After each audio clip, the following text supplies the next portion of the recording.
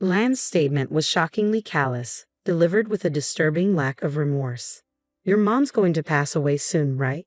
There's no need for us to work once we get the inheritance, he said, his face betraying no hint of malice. I was so enraged by his words that I was left utterly speechless.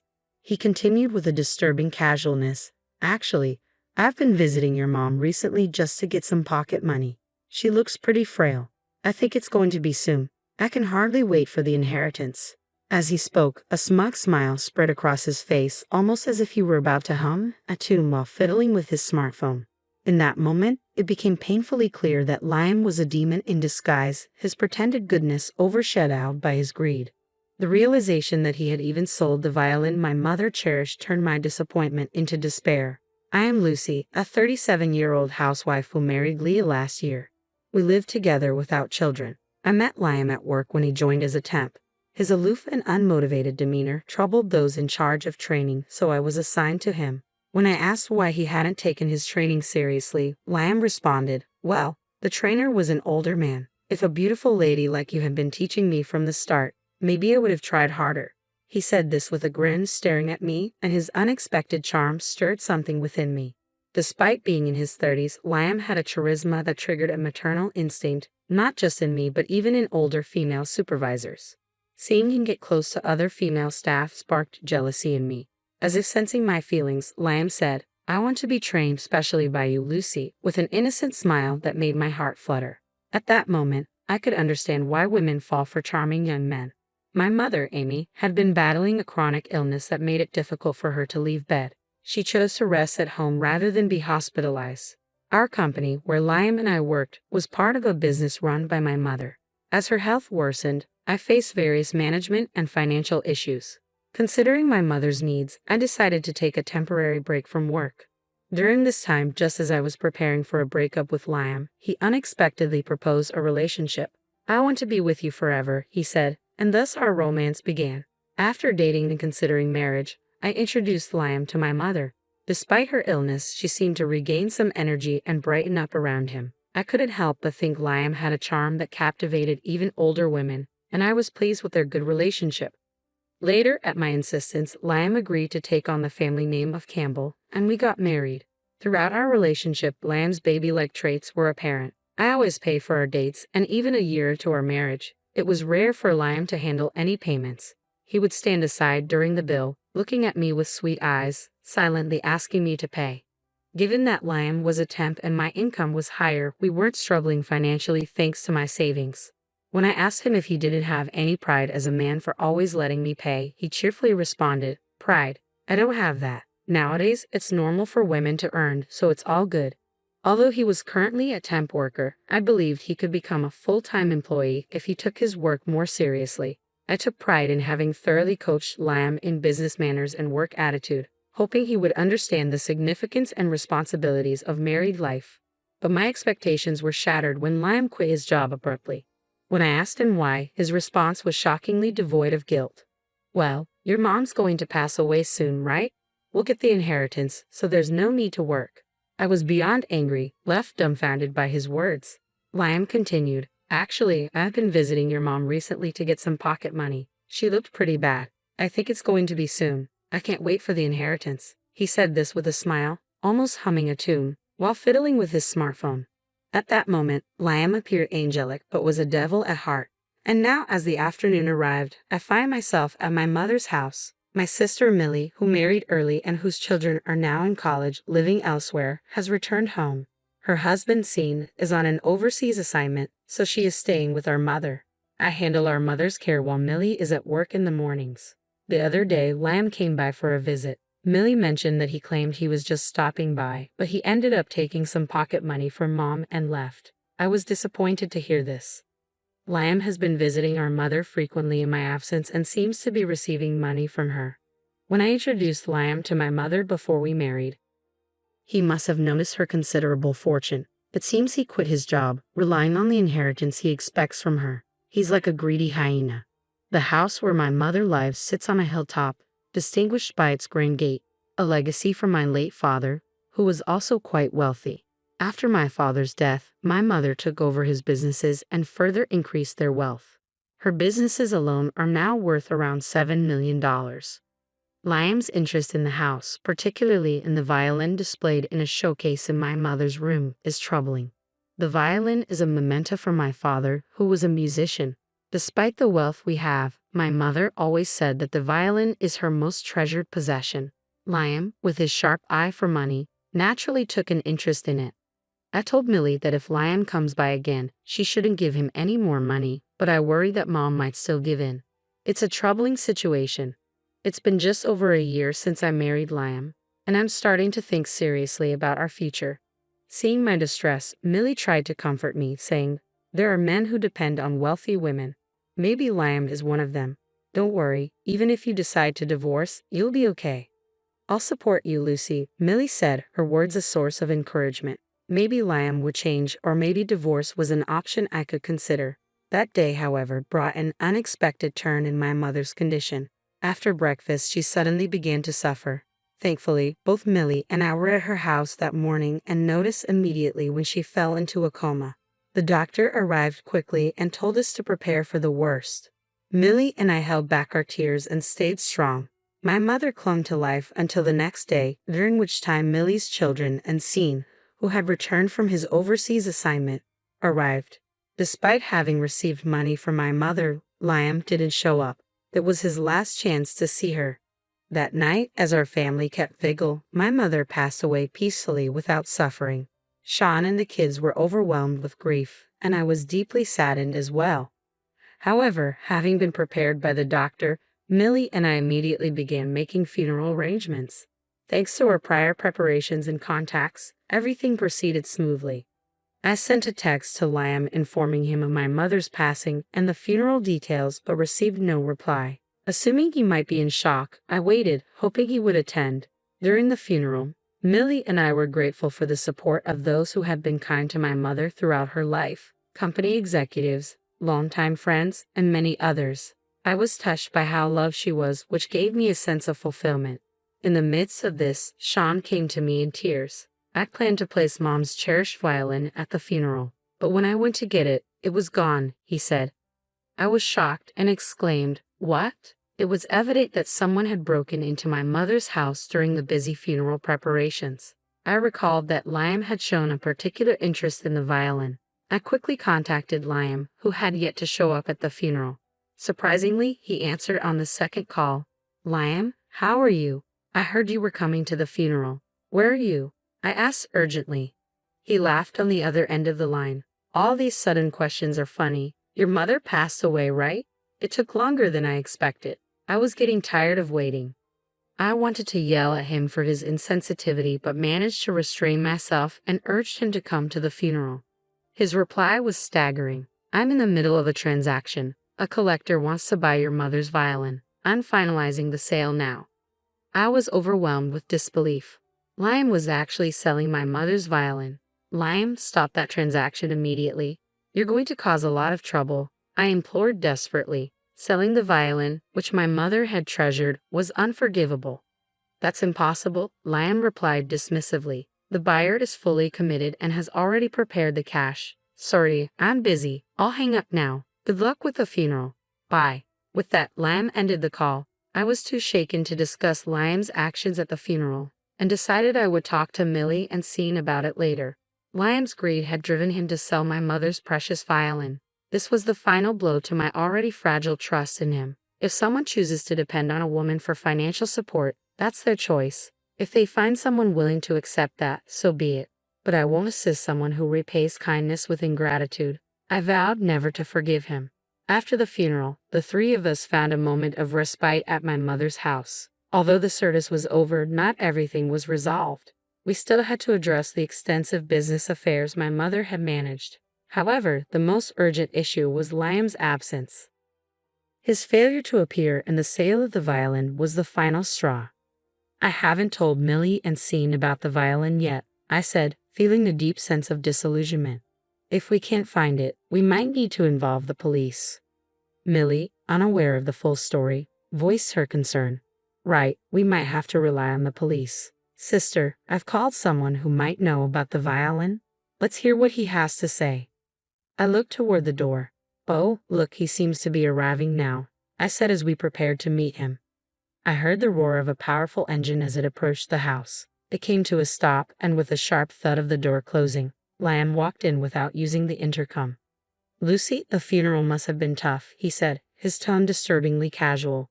"Did you collect a decent number of sympathy cards?" His lack of empathy was infuriating. Millie and Sean exchanged disapproving glances. "Liam, what were you thinking? Not showing up at the funeral after everything Mother did for you? Aren't you saddened by her death?" I could barely contain my anger. Liam shrugged. "Of course I'm sad. I won't be getting my allowance anymore. When I went gambling with Amy's money, I often won big. People with money seem to have better luck." His words seemed designed to provoke us further. Then he brought up the violin. "I guess you don't get the inheritance right away. I made a little miscalculation. I couldn't wait for the inheritance procedures, so I had an acquaintance sell the violin from Amy's room." Millie looked stunned. "You sold it? That violin?" Sean's expression mirrored her surprise. Liam, with a hint of pride, added, "It sold for $200,000. I bought a new car with that money." Millie's face turned red as she burst into laughter, and Sean soon joined in. Liam looked confused and annoyed. "Did it really sell for $200,000? Millie managed between laughs. "Yes, it did," Liam said, trying to hold on to his composure. I maintained my calm demeanor and said, "I feel really sorry for you, Liam." His face reddened with anger, a rare sight that oddly cheered me up. "Is that the sound of your new car arriving?" I asked half-jokingly. Liam, slightly irked, began to boast about his new purchase. Yes, it was a challenge climbing the steep hill to this house, but the new car made it easy. Seeing Liam's prideful demeanor, Millie shifted the topic. "Liam, this could be problematic. You shouldn't have sold that violin. It might be a crime." Liam's face showed a flicker of shock. "What do you mean?" Millie explained. "That violin was a copy. The craftsmanship was so elaborate that it might have looked like the real thing, but anyone knowledgeable about violins would recognize it immediately. My father, who aspired to be a musician but couldn't afford a genuine violin, bought this replica. He cherished it deeply and even used it to propose to my mother. That's why she held on to it so dearly." The realization hit Liam hard, and his expression turned grim. I wondered how Liam had managed to sell the violin. It was likely through some shady, unreliable dealer, but it came with a certificate claiming it had once belonged to a wealthy individual, which might have attracted an eager buyer right away. Millie and I sighed in disbelief, appalled by Liam's thoughtlessness.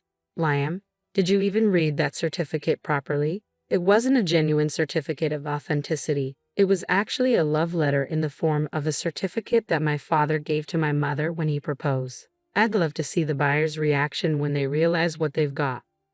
Liam looked uncomfortable at my words, but I had no sympathy for him. Even though it was a replica, selling such a cherished item of my mother's without her permission was unforgivable. I didn't bother hiding my anger. Just then, Liam's cell phone rang. His face turned pale as he answered. The angry voice on the other end was unmistakable. "What the hell did you do? I'm getting complaints from the buyer. It's obviously a fake. You can tell just by looking at it. Return the $200,000 immediately, or I'll report you to the police." The threat was exactly what I had anticipated. The caller was likely the dealer who helped with the sale. It was clear that neither the dealer nor the buyer had properly verified the item before proceeding. If the violin had been a genuine copy, anyone knowledgeable about violins should have been able to spot it. Despite the sentimental value my mother placed on it, the violin wasn't actually worth $200,000. The fact that a poorly written certificate didn't excuse the failure to recognize it as a copy was troubling. Liam continued to make excuses to the dealer, but it was clear his only options were to return the money or face legal consequences. Reluctantly, he would have to give up his newly purchased car. After ending the call, Liam looked utterly defeated. Seeing his downfall, Millie and Sean exchanged glances, their expressions almost reflecting a sense of vindication. I chuckled despite the situation, thinking that as long as my mother's precious violin was returned, that was all that mattered. However, it was clear that those who commit wrongs eventually face the consequences. At that moment, Sean, who had been silent until now, spoke up. "Liam, even if you have to give up the car, where is it? Didn't you drive it here?" Prompted by Sean's question, I looked outside. Liam's car, which should have been parked in front of the house, was nowhere to be seen. That can't be, Liam stammered. I locked it and had the keys. Realization seemed to hit him, and he dashed out of the house barefoot. But the car was gone. It appeared to have rolled down the hill and crashed into the fence of a nearby house. How careless can you be? Did you forget to set the handbrake? I sighed as I watched Liam run off in a panic. The front of the car was badly damaged, making it unlikely he'd be able to sell it now. Repair costs would likely be substantial. That house your car hit belongs to the local gang leader who's lived here for years, I muttered to myself. You're really in trouble now. Despite Liam's actions as a family, we felt the need to make amends for what he had done. The gang leader, who had been a close friend of my mother and even attended her funeral, was a gentleman. He offered his condolences for my mother's death and noticed my husband hadn't been present at the funeral. Given that this recent commotion was entirely Liam's fault, it was decided that he alone should bear the responsibility. On my way back, I saw the damage to the beautiful brick wall of the house that the car had hit. It was disheartening to see it broken. When I got home, Liam started talking about the inheritance again. Lucy, when will we get the inheritance? It was so close. If it weren't for my mother-in-law's inheritance. Liam seemed relieved as he spoke. I would have been completely stuck without this. I had to confront him with the reality he was misunderstanding. What are you talking about? There's no inheritance money for you. Liam looked shocked. As a son-in-law and not even an adopted child, he had no right to any inheritance. But I was looking forward to it, he said, clearly not grasping the situation. His insensitivity was astounding. But Lucy, you'll inherit, right? Shouldn't there be something for me? He continued, still fixated on the money. I almost cried at his continued focus on financial gain. I pulled out some photos from my bag and spread them on the table. Liam's eyes widened in astonishment as he saw them. I regret marrying you, I said, my voice steady despite the anger boiling inside me. Marriage involves responsibility and commitment, not just personal gain. The photos depicted Liam in intimate moments with other women, clear evidence of his infidelity. The detective had done a thorough job capturing him entering rooms and getting close to several women. I had hoped to believe in our marriage, but doubts grew with each day he came home smelling of perfume. Liam made no attempt to deny his actions, only looking bewildered at being caught. You really don't understand, Liam. We're getting a divorce and I'll be seeking compensation for emotional distress, I said firmly. Liam objected vehemently, though it was clear he had no claim to any inheritance. You don't work, you just beg for money and cheat. What's the point of being married to you? I'd be better off with a pet dog or cat, I added, my frustration evident. As I spoke, Liam began to cry. He looked up at me with tearful eyes like a lost puppy. Don't leave me. You said you wanted to be together. That wasn't a lie, right? I'm sorry. I'll do better. Please stay with me. I was momentarily swayed but quickly regained my resolve. I'm not the person I used to be. We can't live together anymore. It's time for you to be independent. Millie shone, and I couldn't hide our astonishment. At that moment, the intercom rang. A police officer arrived. I had called them to report the stolen violin. The officer explained that Liam was being arrested based on the theft report. Liam, still crying, protested loudly, questioning why theft within a family couldn't be overlooked. His loud admissions of guilt were almost pitiful, but theft remains a crime, even among family members. As Liam was escorted into the police car, I whispered softly, "Goodbye. I'm sorry, Mom, for all this. If you have anything to say, please come to me in my dreams." I prayed before my mother's portrait, feeling the weight of the situation. Liam was charged with several crimes, including the theft of the violin and a fraud lawsuit from the buyer who had paid $200,000 for what turned out to be a fake. The outcome was uncertain, with additional claims for the repair costs of the neighbor's wall and damages. In the midst of divorce mediation, I relayed that the few assets we had built together were negligible. The only real treasure was the family violin, which I managed to retrieve for $200,000 after explaining the situation to the buyer. Getting the violin back was my priority, and I intended to make Liam repay the full amount. Millie, looking a bit lonely since Scene had gone back overseas, advised, "Lucy, be careful with men who are like pets." Liam's mistresses, uncovered by the detective, had been women he depended on financially. He had told his lawyer he wanted to show them a good time, but now he was irrelevant to me. I regretted how I had been back then. The detective revealed that Liam was estranged from his parents, who were fed up with his constant reliance on women. I understood that feeling all too well now. Liam's dependence on others, once a convenient arrangement, had proven unsustainable. I hoped Liam would take this opportunity to reassess himself, work seriously, and learn the value of money. Having ended my leave of absence, I returned to work. The company my mother left behind would be taken over by Sean, who would soon be returning from abroad. After enjoying breakfast prepared by the now cheerful Millie, I put on my coat to head to work. Before leaving, I paused to look at the photos of my parents and prayed. "Dad, Mom, let's have a good day today," I said, opening the front door and stepping into a new chapter of my life.